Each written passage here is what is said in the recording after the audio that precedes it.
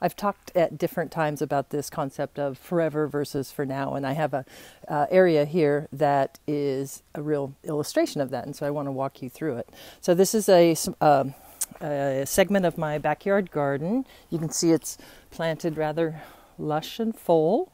Got a lot of plants in there, which I guess, you know, I love plants, so I plant a bunch of them. So, and the reason that I can get away with that is that I also have no problem removing plants when they get too crowded. So this section here, seen through the lens of, you know, forever versus, you know, for now versus forever.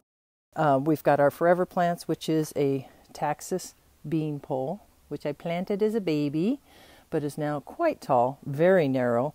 And so he's kind of just a sentinel there in the garden. Then we've got OAKLEAF hydrangea. That particular variety is called Sike's dwarf. And then we've got this conifer in here, which is just a favorite. And I'll pop the name on the screen here because it's a bit of a mouthful and I sometimes can't remember it. But I love this conifer. I got it from Zera. It's very shade tolerant. You can see that the new growth on the tips is, you know, kind of light and bright. And so, but conifers don't like to be leaned on. They don't like to be shaded out.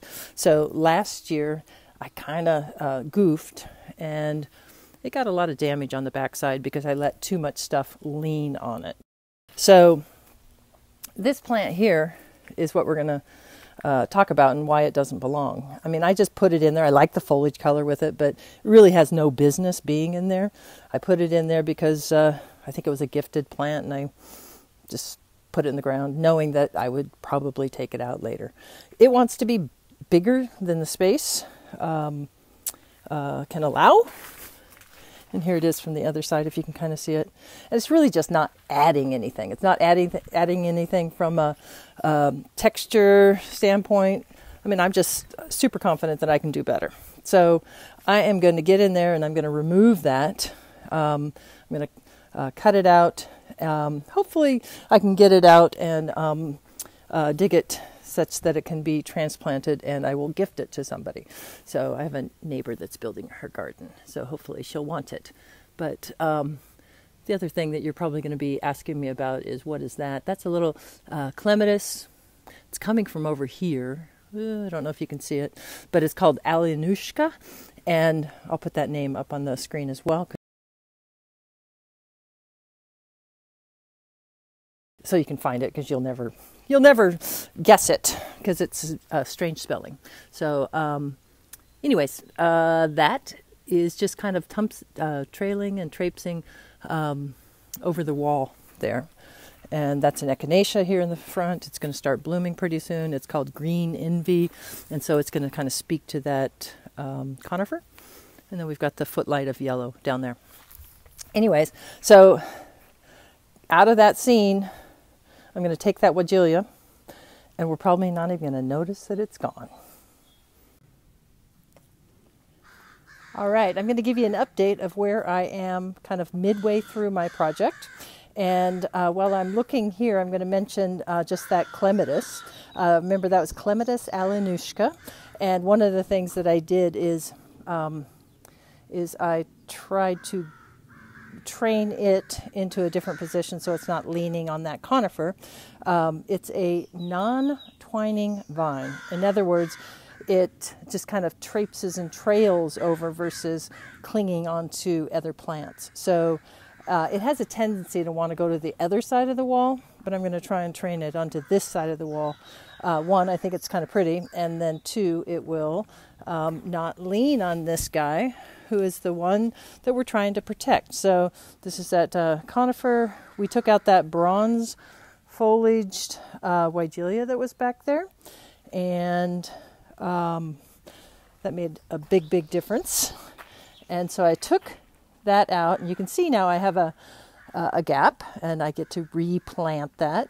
But I'm going to mention a couple other things that I didn't mention in the because I didn't know it was going to happen in the first part of this video. This is that hydrangea, the OAKLEAF hydrangea, Sike's dwarf. So it's a smaller version of the OAKLEAF hydrangea, but I've had it for a very long time, so it had gotten quite large. So as I was digging around in here, I noticed that there was a big section of it on the bottom that I could safely slice away from the main plant and just come up with a division. And honestly, I think that division is going to be viable, and I'm going to be able to give it away to somebody, to my neighbors. One of my neighbors will probably plant it in their garden. The other thing that I did is I'm going to use this Heuchera.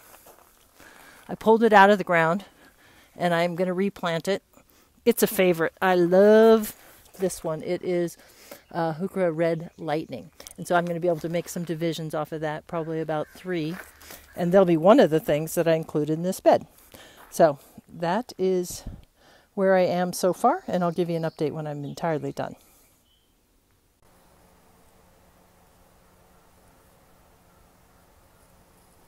So just sharing a little bit of context of where that part of the garden fits into the whole. It's a seating area right over there. And that's where we're going to be going in and taking a closer look at that little, just that little vignette that I made revisions to. So this seating area right in here. And this is just a small change, but you know, lots of small changes is what makes up, you know, the whole. So this seating area back here has a nice, that's a view that is looking back to my studio, and another place that we hang out in the afternoons. And here is that small little bed. And this is what I decided to do. So I did make those divisions of that Heuchera Red Lightning. And then I also, from another part in my garden, found this fern, which is just perfect for combining with this Heuchera, because the this fern is a it's called Red Radiance. It's a Dryopteris, and I'll put that name up there on the screen. But its red foliage just pairs wonderfully with the veining on that Heuchera. And looking at this Heuchera, you might be noticing that it looks a little bedraggled. And part of that is because it is a division. The other part is it is getting it's getting bit and eaten, and more than likely that is root weevils. So that is something I'm going to need to, you know, figure out how to get rid of those little buggers. And I think the transplanting here, because it was in a position that it was crowded and wasn't optimal for it. So I hope that part of it is in better conditions, that it will be able to grow more strongly and come out the other side of that type of damage. Plus, I will probably use some beneficial nematodes a little later this summer, early fall, to see if I can remedy that. So, anyways, that's a bit of a digression. But maintenance is an important part of garden making. So, enjoy. Until next time, see ya.